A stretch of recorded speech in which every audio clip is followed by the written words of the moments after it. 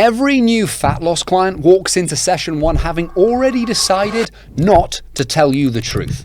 They look at what you do, at how you look, and they think, my God, this person lives on chicken and broccoli, has never had a bad week with food in their life, and has got to judge every terrible decision I've ever made. And so they tell you what you want to hear, and you then build a program for them for a person who doesn't even exist. I budget 2 hours for the first session with a new fat loss client. Not because there's that much information to gather, but because getting a complete stranger to actually be honest with you takes time, and it starts with you going first. I've been a personal trainer since 2010, mostly successfully. In that time, I've watched a lot of good coaches leave this career early. Frustrated, broke, and genuinely confused about where it all went wrong and what happened to their passion. In my experience, the answer is often the same. They couldn't get enough clients, and the clients they couldn't get results for and felt frustrated by. And the problem was, their client wasn't telling them the truth. And you can't help someone if they don't tell you the truth. So what I'm going to show you to do in this video is how to solve that problem within the first conversation. If that sounds like something you want more help with, subscribe to the channel for more tips on having a great PT career.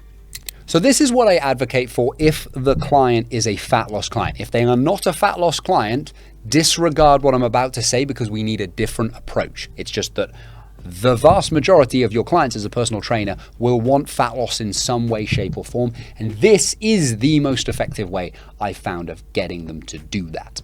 But before we begin with the specifics of how I go through something I'm going to call 2 P's, 2 S's, and an E, I want to hit you with one of the most important things that it took me, sadly, 10 years to realize.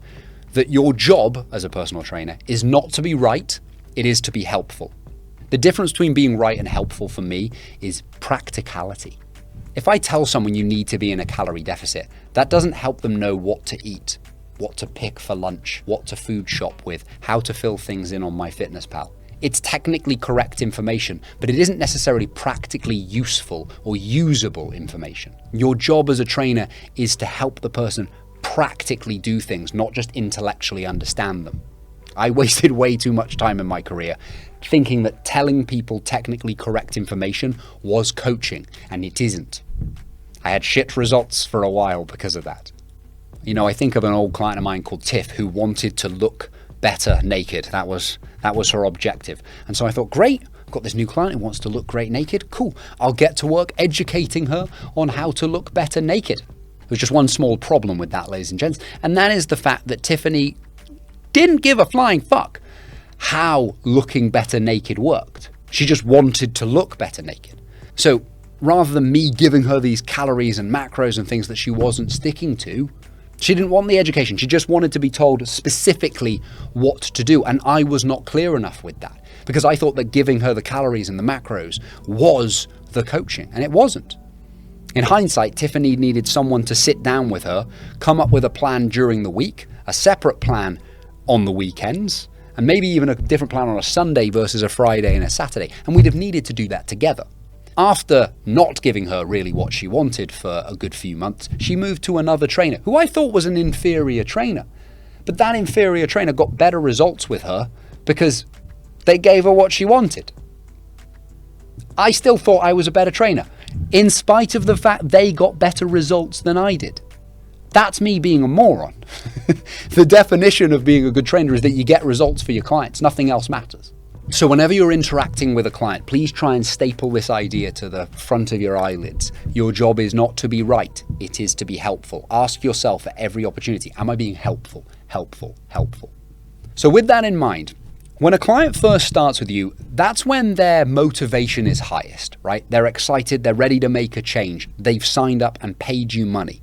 The only thing that keeps that motivation going is a result, is people seeing it working and losing weight. So we need to capitalize on this, and we need for the vast majority of clients to help them get off to a good start, because I'll promise you this, the vast majority of your clients who will get somewhere get off to a good start.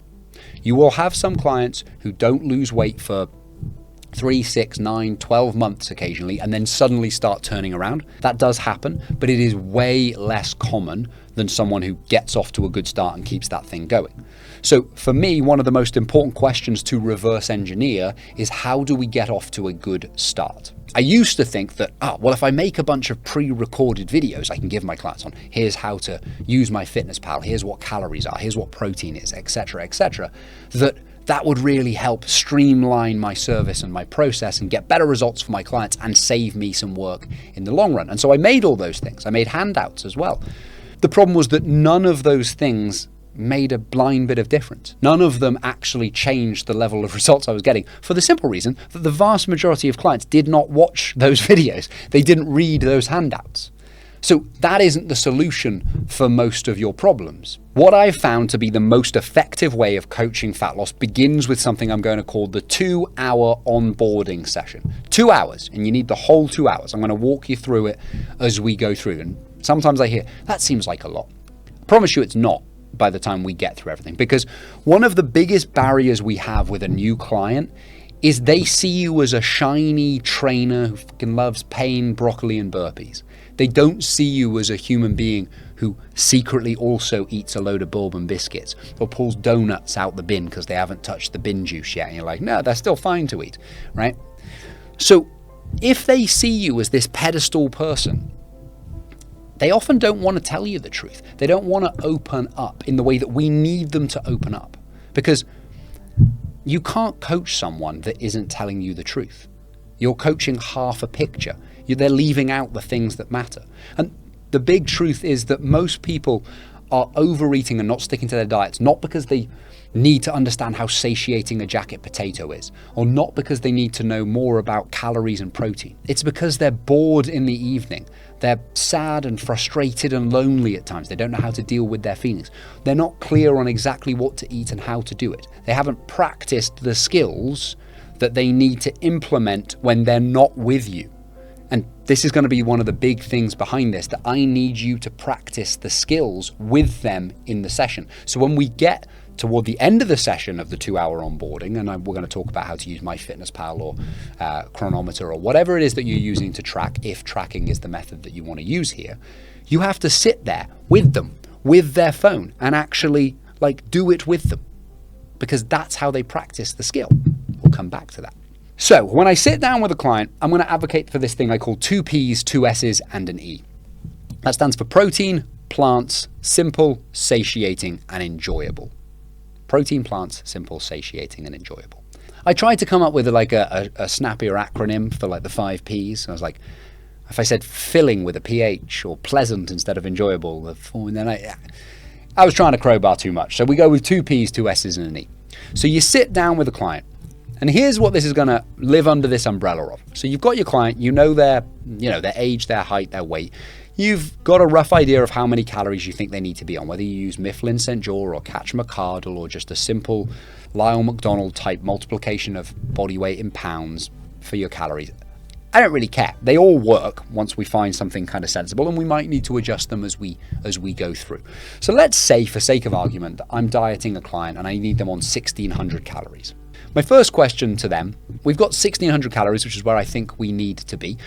I might also have another conversation, which is how aggressively do we want to go at this? Because if we go too aggressively, you might find that you can't stick to it, and that's a problem. But if we go too slowly, well, it's too slow, and then you lose momentum because you're not seeing the changes quickly enough, and that becomes its own problem. So where's the sweet spot for a client?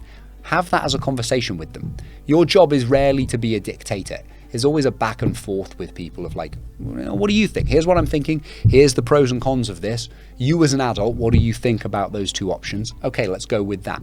Let's say we've got 1,600 calories. My next question is, how many meals do you like having a day? And by meals, I mean any time anything goes in the old mouth hole. So breakfast, snack, lunch, snack, dinner would be 5, right? That's not 3 meals. It's 5 because you had 2 other times when something went in your mouth hole. Most people are going to pick between 3 to 5. And I think that's the right answer for the vast majority. But if someone really wants to do 2 and they're honest about that, then fine. Let's go with 4 meals because 1,600 calories is way easier to divide by 4, right? So let's say we've got someone on 1,600 calories and they like 4 meals. Next question, before we get to 2 P's, 2 S's, and an E.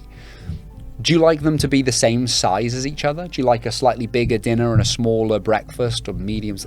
How do you want to divvy these? Do we want to go 400, 400, 400, 400? Or do we want to go 600 for dinner, 200 snack? How do you want to do it? I've yet to have anyone tell me they want 5 calories for a meal. People are usually pretty reasonable with this. So whatever they prefer that goes along with their life structure, that's what I'm going to go with. Okay, great.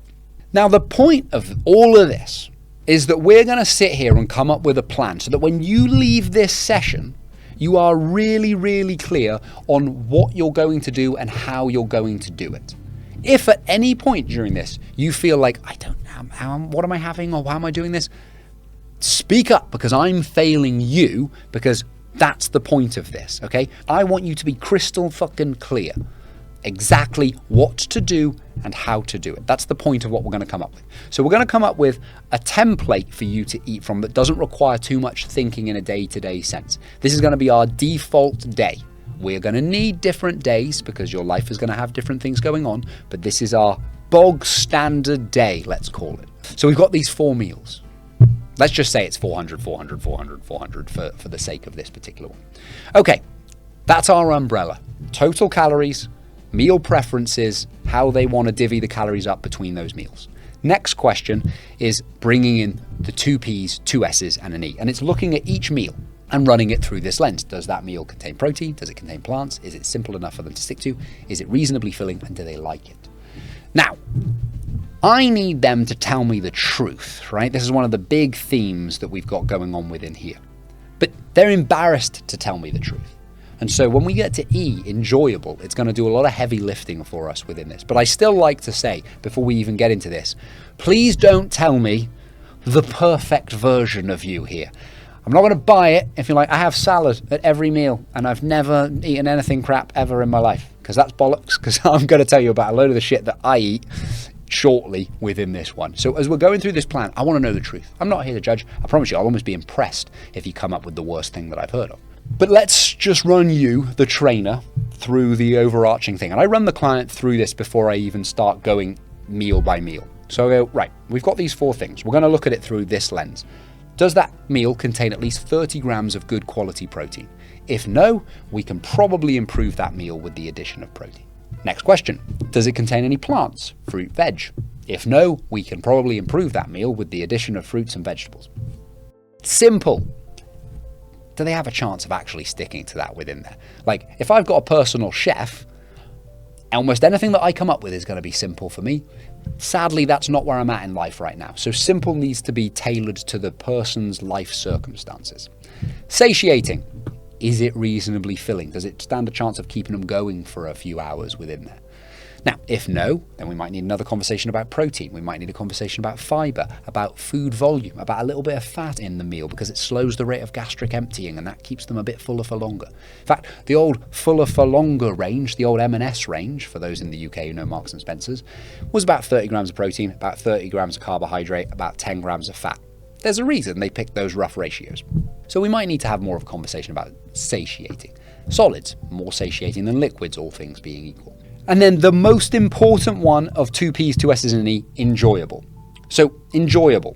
I want you to like whatever we come up with food-wise here, at least a 6 or a 7 out of 10. But now we're going to have a conversation about the 10s. So a 10 is you're about to be executed tomorrow. What would you pick? What's your deathbed meal? Assuming you had an appetite the day before you're executed, which I've always wondered whether you would actually have an appetite before there or not. So for me as Paul, you as the trainer are going to need to go first here. For me as Paul, I would pick a Domino's Meteor pizza. The barbecue base on that. I want the big fat garlic and herb dip, which is like 800 calories a tub. For me and execute tomorrow, I'll have 4 of them. Fuck it, why not? Right, so large Domino's, barbecue base, hell yeah, garlic and herb dip. I want donut. I'm a donut guy, so I want the Sainsbury's jam donuts. They're the best of the jam donuts. Krispy Kreme Biscoff donut is pretty legit. I want a tray of Fox's biscuits. I want a tray, right? Chocolates and biscuits, I like selections of. I don't like being monogamous to one chocolate or one biscuit. I want a bunch of different ones within there. So that's what I'm having if I'm being executed tomorrow. Those are my 10s. What would you have? What's your things, right? And then, now I've heard all kinds of stuff over the years. One of the worst answers I ever heard was sourdough. You know, I like sourdough, but if you're being executed tomorrow and your joy is sourdough, something's gone terribly wrong in your life. Okay. And the nice part about this really is there's not actually a right or wrong answer. Like, you can have a bit of banter with it. It's fine. It's fun. One of the other keys with it is you have to be specific in what you pick. Do not tell me burger, pizza. That's bollocks. That sounds like the kind of lies a trainer might say to persuade you that they actually eat junk food. No. I said the Domino's Meteor pizza with the barbecue base and the big fuck off garlic and herb dip. And I said that in specific, glorious detail because it sounds more truthful, doesn't it? You have to be specific. Tell me the burger joint that you go to, the pizza joint that you go to. Tell me the specific choice you pick and have. Make it real. And then go, okay, what do you have? And you have a bit of a laugh about the 10s. And they go, look, anything that we come up with on this meal plan is probably not going to be a 10, because anything that's a 10 is calorific as all hell. So we're trying to get weight off you. So we're probably not going to have the really calorie dense things. Don't get me wrong, we can have some of them sometimes, right? We just need to make sure it's a reasonable kind of thing. If it's your birthday, there's a big event coming on, fine. And, I might be able to fit pizza in different ways. The ZZ's pizza is about 600 calories. Way easier for me to fit that into a day than the Meteor pizza. So it's just understanding compromises within those bits. But whatever we come up with on this meal plan or this meal template, I want you to like the options at least a 6 or a 7 relative to that 10. I will also point this point out to them. If you have the same exact meal for, say, 3 weeks running, often something that starts as a 7 becomes a 4. People vary in this, so some people are absolutely fine with having the exact same breakfast all the time, but they'll fucking hate it if they have to have the exact same dinner all the time. You have to have those conversations and figure it out. I usually like coming up with 2 to 3 different options for breakfast, lunch, or dinner, or snacks, or whatever, so the person knows exactly what they're going to have, okay? That's 2 P's, 2 S's, and an E. Protein, plant, simple, satiating, enjoyable. I will also point out, not every meal always has to tick every box. My partner Jess is vegan, and we often use a company in the UK called Gusto, HelloFresh, those kinds of... They send you all the ingredients of the meals and then you cook the recipe card, basically. The only guidance I have for Jess is you pick the meals. I need it to be about 500 calories. That works for my dinner thing. If it's around the 500 calories, fine. Now, what she then picks doesn't always contain enough protein. Like, if it's tofu based, there's often enough protein in there. But if it's beans based or sweet potato based or whatever, then there's often not. But does it contain plants? Yes. Is it simple? Yes, because often Jess cooks it, so it's very simple for me. Is it satiating? Yes. Is it enjoyable? Yeah, they are. They are nice meals, right? I like them a 6 or a 7 out of 10, sometimes a bit more. So that then ticks a bit of another need, like having dinner with my partner and having the baby around and all of that kind of stuff. So I'm okay with that falling a bit short of one of the boxes if there's a good reason. Not every meal has to tick every box, but if I can strive towards it, if I was trying to improve that meal for a particular goal, I'd be thinking of protein within there, okay? So 2 to 3 different options within it. Run it through 2 P's, 2 S's, and an E. Protein, plant, simple, satiating, enjoyable. You go first on the enjoyables, right? You have to talk about the 10s. You confess your sins first. You have to go first.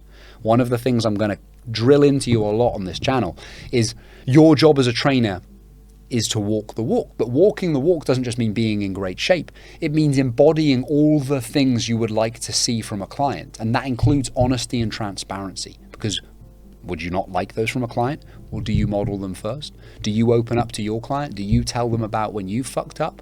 Do you model that behavior? Because if no, then you're being a hypocrite, suggesting that they have to open up to you when you won't open up to them. Walking the walk is a high bar, but it's the bar you need to aim at because it will make you a better coach. Okay, 2 or 3 different meals. 2 P's, 2 S's, and an E.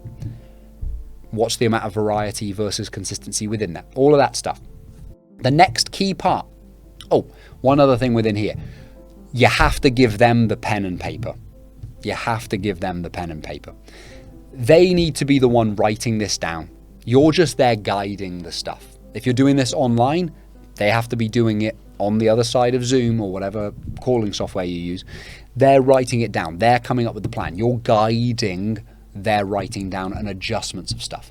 I often, by the way, also like adjusting what they already have sometimes rather than completely overhauling it. That might mean adjusting the portion sizes of certain things or the addition of certain bits or the subtraction of certain bits, but you get to play around with those things. Now, if you think that's where this ends, you're wrong, because the next step is we have to practice putting that into MyFitnessPal. So we get the phone. They're sat next to us or opposite us. Open MyFitnessPal, please, right? Open they go. They get MyFitnessPal up on there. And we're like, all right, let's start making these meals. Let them practice opening the app, getting familiar with the app, filling it in. Don't do it for them. Practice doing it with them. You know, I tell a bit of a story of my partner, Jess. Her mum, Julie, was trying to fill in the Qatar app, right? So they were flying out to join us in Bali for a bit of a holiday. And they're not the most tech savvy, right? You know, the kind of people they're going to type with one finger for a while. And Jess could have taken the phone from her mum, gone on the Qatar app, made her a user name and profile and all that stuff, added the thing in and done all that jazz and just done it for her.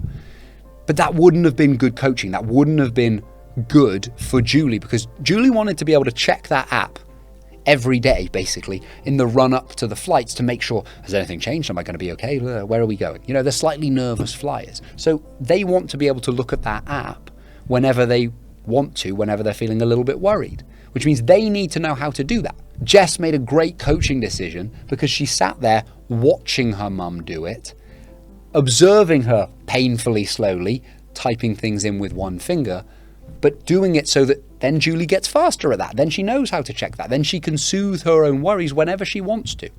We need a client with MyFitnessPal to know how to use MyFitnessPal without us there. Because here's another thing. Whenever you've got new tech to use, whether it's editing a video or whatever, there's some friction in having to use something that you don't know how to use well yet. And so anytime we can reduce that friction by practicing it with them right there, fill it out, save that as a meal. Now let's do the next one, save that as a meal. Let's practice it together. So when they leave, they know how to do that. They're not like, I'll do that when I'm not so stressed or when, my brain's working, because I haven't got time to think about that right now. Practice with them in the session. Your job is not to be right, it is to be helpful. That's what that means. Practice that thing with them. Give them the pen and paper. These are the things that make for the odds of a really good start for a new fat loss client. And I promise you that whole thing takes 2 hours, but makes amazing differences to a large number of your fat loss clients. Now, I will say, it's not going to solve all the problems. Do you think every client is going to open up to you about all of their problems immediately just because you told them some of their food things? No, some will. Some people tell their life story to people on buses that they've never met. Other people might take 6 months to a year before they truly open up to you. I've had clients tell me things after 2 years together. And I mean some serious things. I've had clients who've been sexually abused and raped and used food as a way to comfort themselves or to escape that, or struggled with their weight because they gained weight as a coping mechanism, as a defense mechanism to that, because if they made themselves bigger, then they'd be less attractive and it'd be less likely to happen again. So then when they want to lose weight, because all humans want to feel attractive, all that threat starts coming back, and that's a challenging thing. But that took that person a while before they told me that story. So this is an ongoing process of being open and honest and transparent with people and trying to be helpful, not right about things. So we start off with the 2 hour on board. I will also advocate for this. Your next session with a fat loss client, or a session a week later, depends how often you're seeing them, sit back down. PTs have this idea that all of your sessions should be on the gym floor. That's bollocks. Coaching nutrition doesn't happen around the squat rack. It happens when you sit back down in the coffee shop or the consultation room and have a real conversation about nutrition. So at the end of the 2 hour on board, be like, right, next week, we're going to sit back down and just have a chat about how this went. It could be 5 minutes. It could be the whole hour, depending on what comes up and what that client starts telling you about. But that will make so much bigger a difference to their result. Because if you think about it, what's the most important thing for fat loss? It's what goes in there. It's not what we do in the gym. If that's the most important thing for fat loss, then why are we wasting our time addressing a bunch of things in the gym that don't yield anywhere near the same level of result? Big rocks first. If the goal is fat loss, nutrition is first and forever first. That's where our attention needs to be. So 2 hour on board, 2 P's, 2 S's and an E. Talk about the 10s. Confess your sins first. Practice putting it into MyFitnessPal with them there so that they get some experience doing that thing. Your job is not to be right, it is to be helpful. A week later, sit back down with them. How'd it go? If great, get back on the gym floor, everything's fine, off we trot. If no, let's have more of a conversation. Then you need to make, finally, a judgment call on how frequently you need to do that. I always like 2 hour on board, one a week later, and then another one a month after their first session. So it might be 2 weeks after that. After that, you have to make the decision on how frequently they need those sessions and how valuable they are. But I promise you, if you can do all of that, that is how you onboard a fat loss client to genuinely get results. Try it out. Let me know how it works. Hit me down in the comments. Subscribe to the channel. I hope it helps.